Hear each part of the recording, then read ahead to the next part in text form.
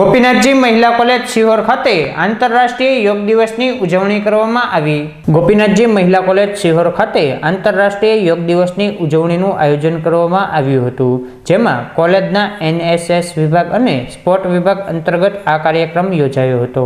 આજના યોગ દિવસ નિમિત્તે શારીરિક અને માનસિક તંદુરસ્તી મેળવવા દૈનિક યોગ કરવા માટે પ્રતિજ્ઞા લેવામાં આવી હતી। આ કાર્યક્રમમાં કોલેજના આચાર્ય શ્રી ડોક્ટર યોગેશભાઈ જોશી દ્વારા વિદ્યાર્થીઓને યોગ દિવસ અંતર્ગત માર્ગદર્શન આપવામાં આવ્યું હતું, તેમજ યોગ કરી આ દિવસની ઉજવણી કરવામાં આવી હતી।